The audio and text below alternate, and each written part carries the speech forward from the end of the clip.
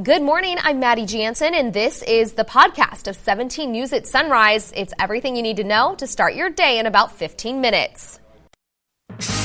Working in the spirit of the Golden Empire, this is 17 News at Sunrise.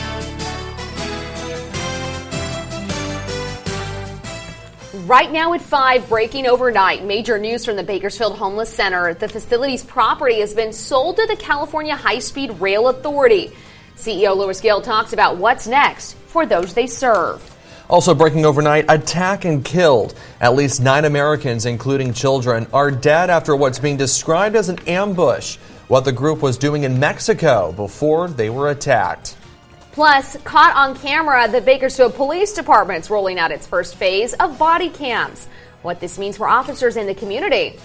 It's Tuesday, November 5th, 2019. Good to have you with us. I'm Maddie Jansen alongside Alex Fisher. Yet another beautiful day yesterday. Yeah, let's check in with Kevin Charette, who's got a little look at your forecast on this Tuesday. We're like a ship on the open seas. We're on autopilot as we go throughout the next 7 days. Very little change in our forecast. Yesterday's high was 80 degrees. Again, above the normal. We should be right around 71 this time of year. 52 degrees to start off our Tuesday morning. No winds to talk about right now for you. And as we take a look at the temperatures, starting out near 50, 75 by noon. And by 3 o'clock, we'll be right near 80 with a light northwest wind. In the Tehachapi area, grab a jacket this morning. You're checking in with 37. No winds, just a light breeze expected for you today. And temperatures very nice as well. Starting out a little chilly in the upper 30s and 40s. And then we're looking at lower 70s this afternoon. By 3 o'clock, that easterly wind at 6. We're going to talk much more about your forecast in just a little bit. But first, let's get a check of the morning commute. We're going to send that over to Alex. All right, Kev, thanks so much. And taking you outside for the first time this morning, this is a look at the 99 near 7th Standard.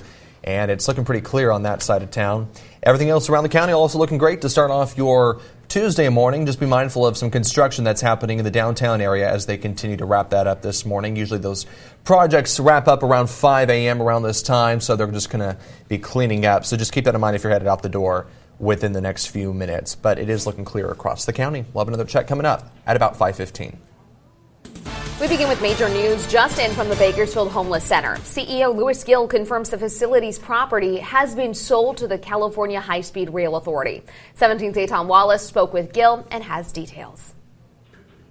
This has been a long time coming. Gill tells me the High-Speed Rail Authority first expressed interest in purchasing the property in 2012, and now it's official. High-Speed Rail officially purchased the property, and Gill wants the public and the homeless to know the future of the Bakersfield Homeless Center is bright.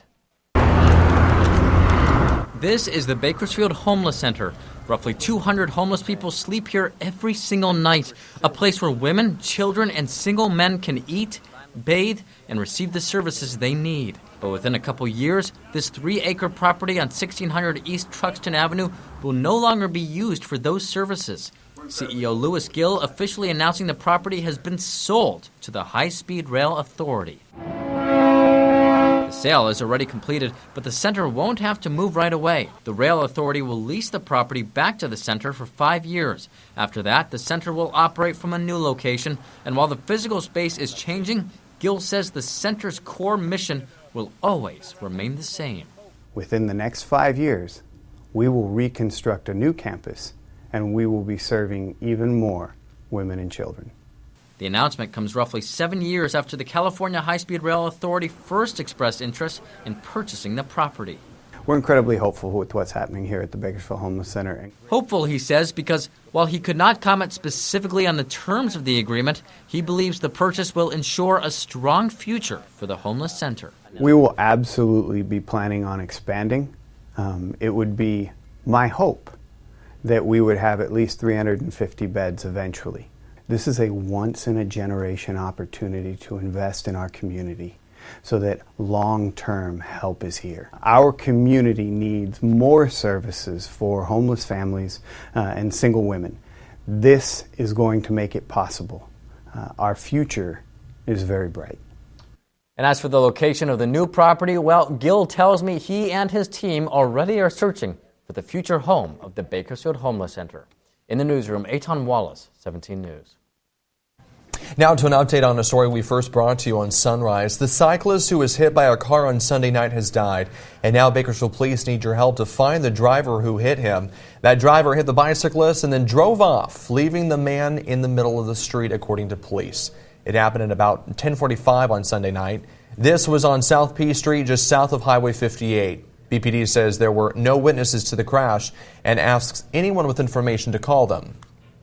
It's 5:05 now, and the Maria fire is on its way to being fully contained. It started last Thursday in Santa Paula. The fire burned close to 10,000 acres, and now officials are saying the blaze is more than 70% contained. As the flames die down, fire crews are working to assess the impact of the fire. Based on reports, 3 buildings were damaged by flames and no one was hurt. Fire crews even saved some animals. Here's a picture of a great horned owl Ventura County firefighters found in the aftermath of the fire. Ooh, look at that thing. Beautiful. The owl was hurt but is expected to make a full recovery. President Trump is calling out Governor Gavin Newsom, this time over wildfires and California's, quote, terrible forest management.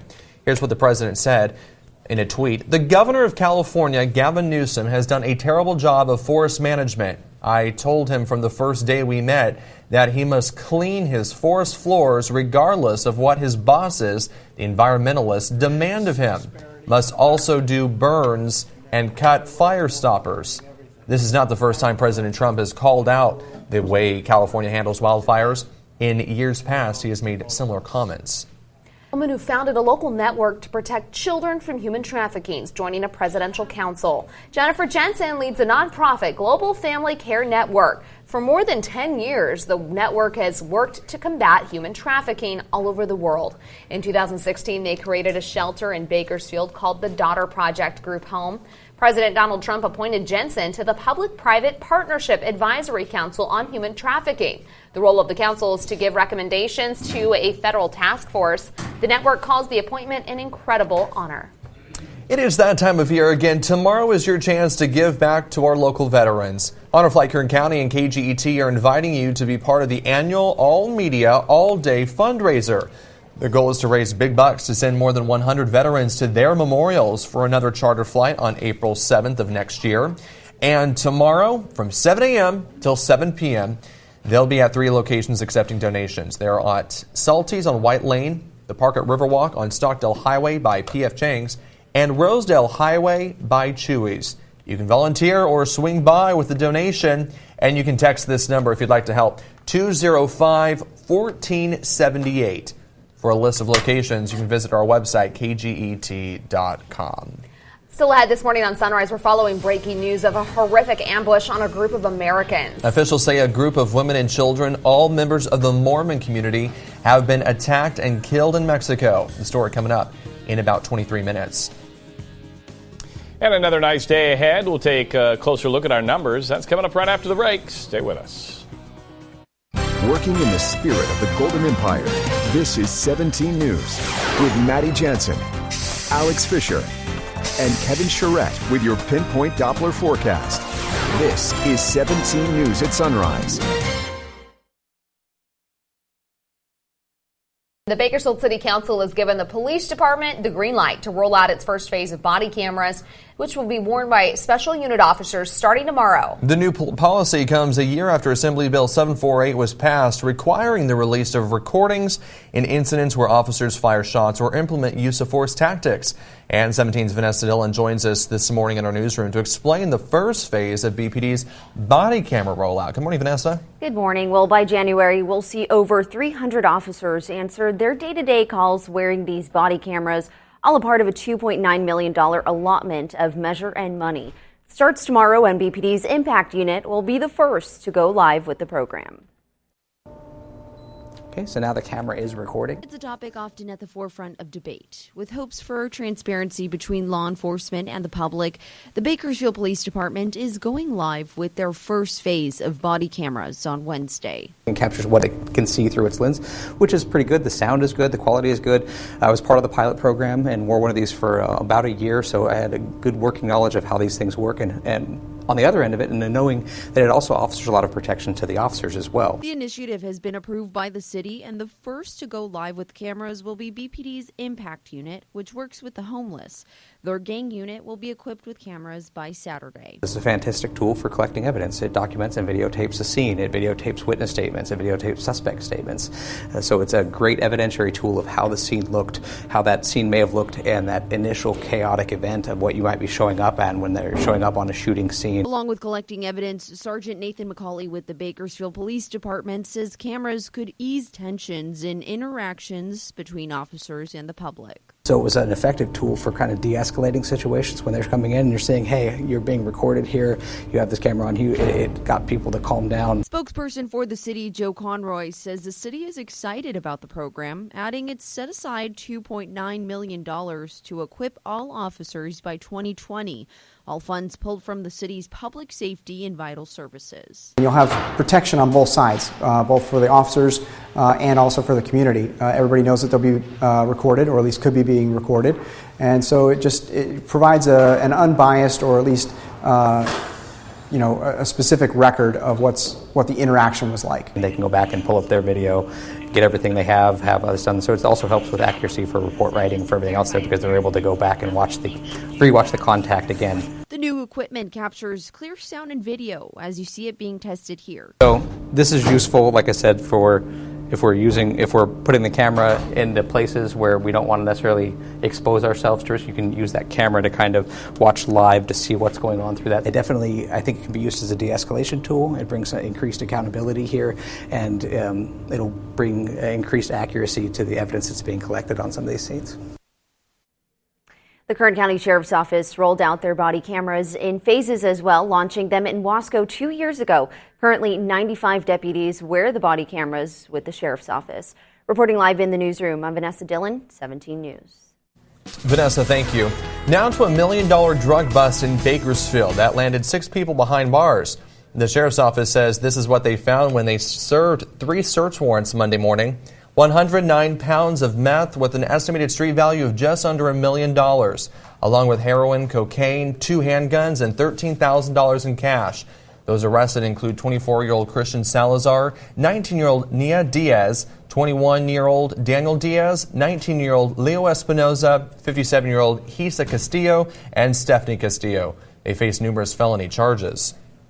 A Delano man who told police he accidentally killed a woman by beating her with a tire iron has taken a plea deal. 29-year-old Leonardo Felix pleaded no contest to voluntary manslaughter for a stipulated sentence of 11 years in prison. He'd faced a first-degree murder charge that carried a life term behind bars. Felix told police he drove Tina and Gutierrez to an almond orchard near Delano in May to drink and have sex. Felix said he was convinced Gutierrez was setting him up to be killed by gang members, so he hit her with a tire iron. The woman accused of dragging a small dog behind an electric scooter earlier this year in a video that sparked outrage nationwide had her day in court postponed yet again. You may remember back in January, the video of Elaine Rosa went viral. It appears to show her riding the scooter in the downtown Bakersfield area while dragging a leashed dog behind her on the street. Rosa faces a felony animal cruelty charge. Her preliminary hearing has been postponed to December 4th. Well, now to a delicate rescue operation in Lamont where firefighters were called to help a family in distress. A family of dogs, that is. The pups were stuck in a storm drain. The animal control officer was able to pull 5 puppies out but couldn't get to the last 3. Kern County Fire Search and Rescue 52 arrived to help. In all, 8 puppies and their mother were all saved. Animal Control says the pups were 3-week-old terrier mixes, and right now they're looking for a foster or rescue to take all 9 dogs. If you're interested, you can call Kern County Animal Services, and you can watch more of this adorable rescue from our digital content creator Maricel Maldonado on our website, kget.com.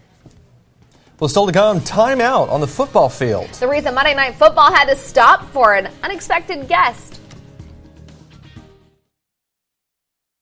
KGET Business Watch is brought to you by Grapevine MSP Technology Services, the Valley's leading IT service provider.